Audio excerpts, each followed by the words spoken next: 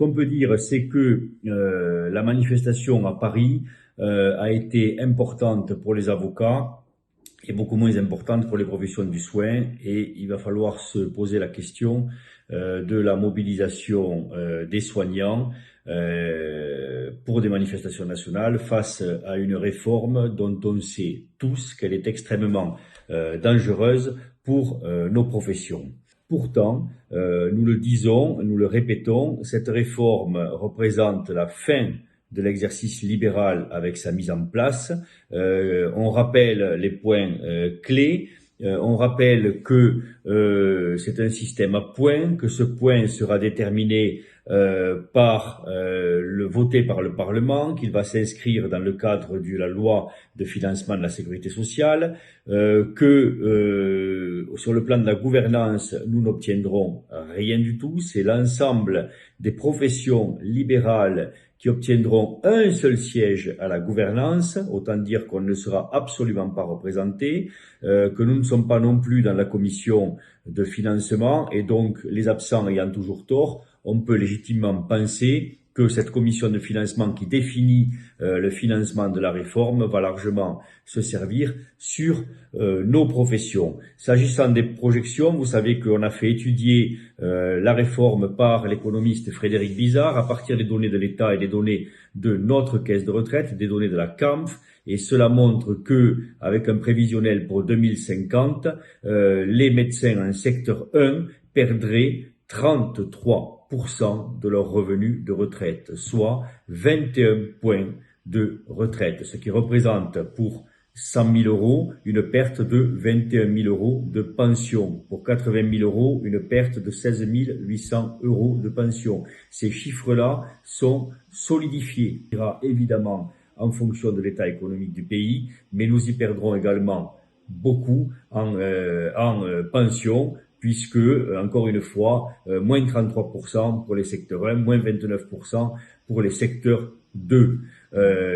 Cette réforme est donc éminemment dangereuse et il nous faut continuer à nous mobiliser. Alors qu'est-ce que nous allons faire avec SOS Retraite? Nous allons organiser de grandes réunions en région. On va cibler des villes de plus de 200 000 habitants. On va faire des réunions dans les amphithéâtres et on va vous appeler à venir pour expliquer sans cesse, parce que manifestement, la profession n'a pas encore compris les tenants et les aboutissants de cette réforme. Je vous rappelle que pendant que se met cette tutelle de l'État et cette étatisation de nos retraites qui va faire que l'État va définir à la fois nos capacités contributives, je vous rappelle que c'est l'État qui fixe nos tarifs, et la hauteur de nos niveaux de retraite par le biais du point, parallèlement à cela, l'État est en train de mettre à bas complètement le paiement à l'acte, vous le savez, par tout ce qui est forfaitisation, par tout ce qui est paiement à l'épisode de soins, paiement au parcours de soins, mise en place des communautés professionnelles de territoires de santé qui sont en lien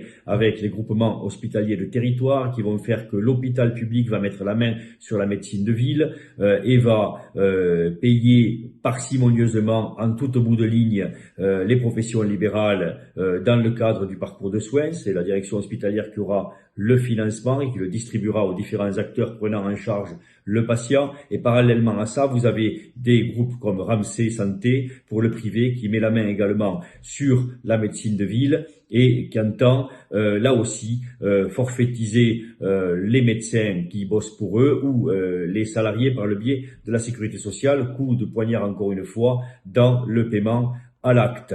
Parallèlement encore, délégation de tâches, on voit bien que beaucoup de nos actes sont pris maintenant par exemple, les pharmaciens également, et que on voit baisser de plus en plus nos champs de compétences qui sont livrés à d'autres professions. Donc on voit bien qu'on nous fragilise, on voit bien que il y a une véritable entreprise aujourd'hui de déstabilisation de la médecine libérale, et que si nous n'y prenons pas cas, si nous ne nous rebellons pas, si nous ne montrons pas les dents et si nous ne montrons pas que nous sommes indispensables à la population française, nous, médecins libéraux, alors nous serons bouffés et nous finirons salariés sans les avantages du salariat, j'insiste beaucoup, sans les avantages du salariat, avec des salaires beaucoup plus modiques que ceux que devraient nous donner nos rôles et nos responsabilités, et nous l'aurons bien cherché. Donc, je vous le dis au nom de l'UFML, mais également, après tout, d'SOS Retraite, Nous allons organiser ces réunions en province, nous vous tenons au courant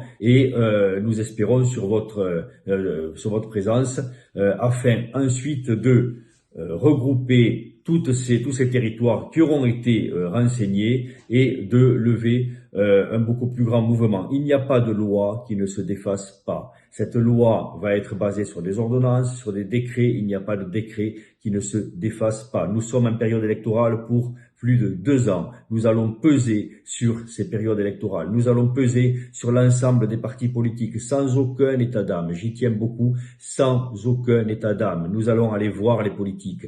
Nous allons dealer avec eux. Nous allons dire cette réforme est dangereuse pour nos professions. Elle est dangereuse pour la médecine. Elle est dangereuse pour les patients. Il va falloir vous engager à défaire de la réforme des retraites les professions libérales, les médecins, les infirmières, etc.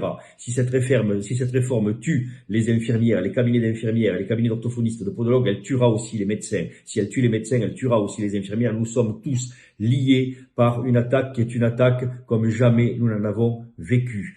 Nous allons donc peser sur les élections. Et puis parallèlement, je vous le disais dans un communiqué, nous allons réfléchir à la mise sous séquestre, au retard de paiement à la fois de la CAMF, parce qu'elle annonce qu'avec la réforme elle va disparaître et qu'il n'y a pas de raison que vous payiez à fond perdu, mais également des cotisations à l'ordre dont il faut bien remarquer qu'il ne fait strictement rien contre une réforme qui menace, encore une fois je le dis, l'exercice libéral et qu'il va falloir qu'il se prononce. Autant nous avons pu voir le Conseil national du barreau, qui est après tout l'équivalent de l'ordre des médecins, bouger sans cesse avec courage et résistance et mener ce combat qui a fait que les avocats sont à chaque fois plus de 20 000 dans la rue et que 100% des barreaux est en grève, autant l'ordre que nous payons en cotisation obligatoire ne fait rien contre cette réforme et nous le respectons, il le sait et nous lui demandons de bouger. Voilà ce que j'avais à vous dire aujourd'hui. Le combat continue. Il va falloir que tous nous jouions un rôle dans celui-ci.